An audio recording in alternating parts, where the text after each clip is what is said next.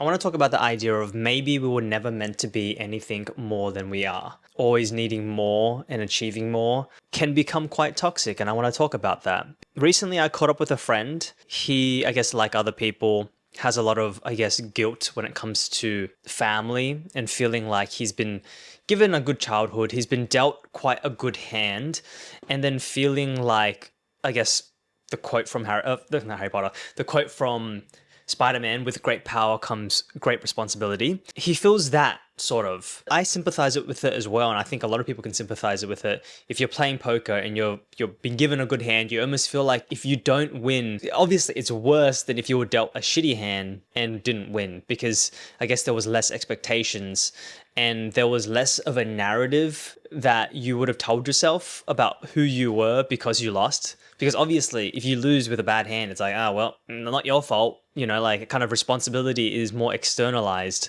Whereas, I guess when you are given a great hand and there is this expectation to win, to not fail, and when you do fail, it's a lot more, I guess, of a challenge towards your identity and who you are that can break someone mentally. Life doesn't necessarily get easier when your life becomes more privileged.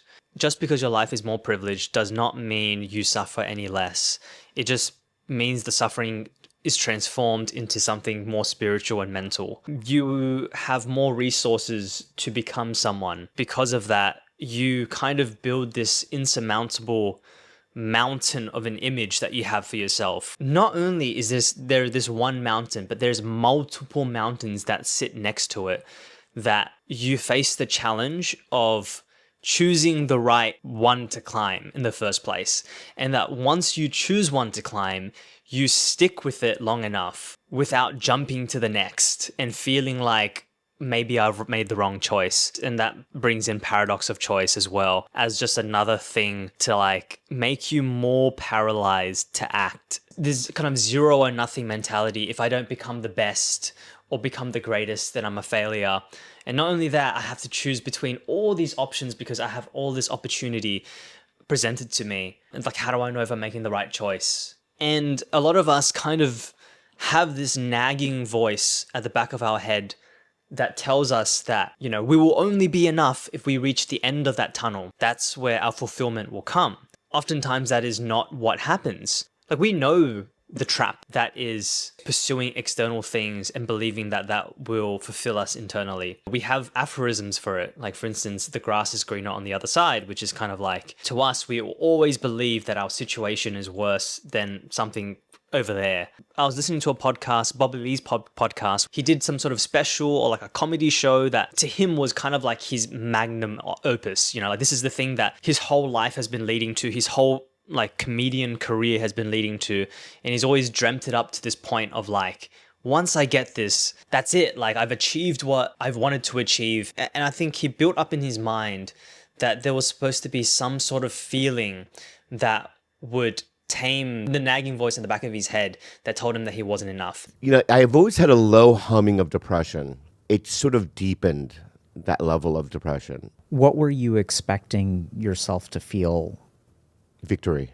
Believing that money, glory, fame is what will be the answer to our lives. But oftentimes it is the carrot on a stick. It is kind of this contradictory pursuit. A philosopher who talks about this that I've been introduced to recently by Alex O'Connor is Blaise Pascal. I haven't read the book. His book, Pensée, similar to like Meditations by Marcus Aurelius, where it's a journal and it's not necessarily a published intentional book by Pascal.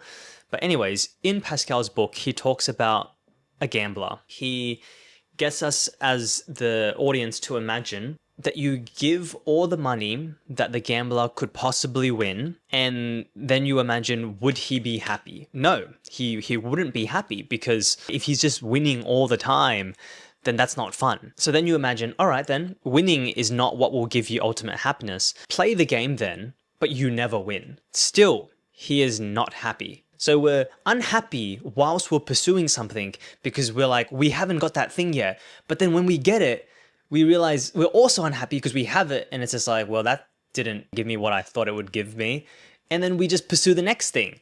And we're unhappy during that as well. So like, it's this kind of cycle of doom that we put ourselves into, and for some reason we just don't break it. Like, I think even Alex Hormozy, like one of the, I guess, like leading guys of like, hustle culture, he isn't happy being in this cycle. Like, he feels this cycle of discontentment as well, but he doesn't know any alternative. And not only has Blaise Pascal said it, but like, other famous people have said it. Like Oscar Wilde famously says there are two tragedies in life. One, not getting what you want, and two, getting what you want. So clearly this, like, I guess, paradox has always existed. Maybe it's because I'm from the West and I only kind of see things from the West's lens, but I feel like taking a page out of Buddhism or Hinduism, where they preach detachment, or even like stoicism as well, detachment from earthly desires and feeling like material things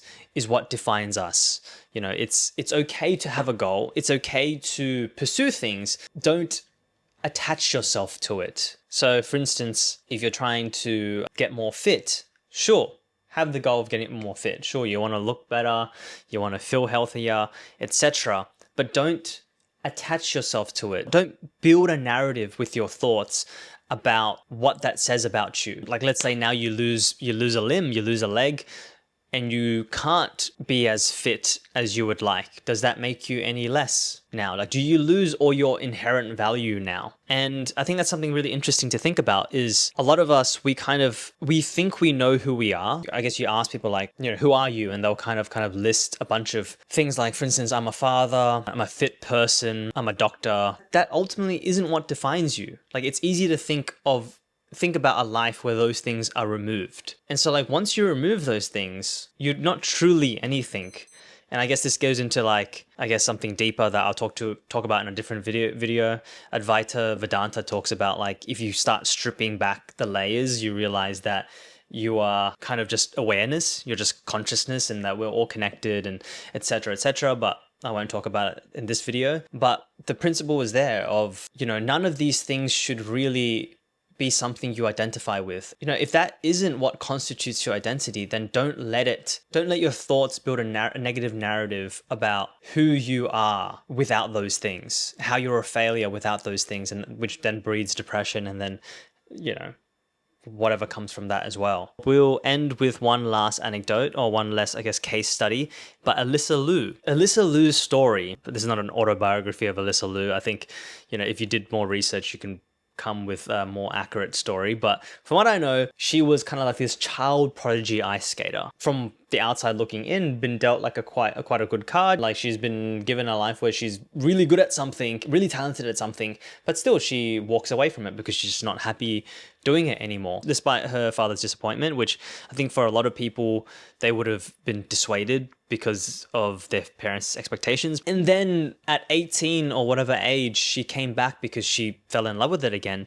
She told her coaches that if she were to come back, then she has to be the one who takes the reins with things. She wants to be involved in the choreography. She wants to be involved in choosing the costumes. Like, maybe her goal was to win a gold medal, but it was never something that she attached herself to. Winning isn't all that, and neither is losing. It's just something that happens. It's the outcome. But what matters is the input and the journey. I think regardless if she won the gold medal or not, even if she got a bronze or a silver or whatever, what we saw in the ice rink, she was the people's champion. And it's kind of like this idea of like just doing it for the love of the game, like doing it without expectations, not taking yourself too seriously, not creating this narrative and attaching yourself so deeply to a goal that it says something about yourself. And I feel like what Alyssa Liu did was like kind of showed that it was more important to have fun, to do things because you want to do it, but not attach yourself so deeply to the goal. I connect with everything, but I'm not attached to anything. So that has been so opposite of what we've been taught, which is like, it's that Kobe Bryant kind of Michael Jordan mentality. So the lesson of the video, what I'm trying to say, sometimes we have to challenge our views. We believe what we think is objective, and especially in the Western culture, we believe like productivity and constantly self-improving is like kind of just like a given. But then when you go to like other sides of the world, and clearly like to the East, where they have religions and schools of thought like Buddhism and Hinduism, which clearly don't value like this kind of overproductivity and believing that your self-worth can only be gained by achieving something. Because clearly, I don't think the hamster wheel of discontentment is really getting us to where we want to be. So that's all I want to say is maybe just look into it a bit more, maybe meditate a bit more, maybe just, give yourself time to stop pursuing the grind and just sit there in silence. You are ultimately enough.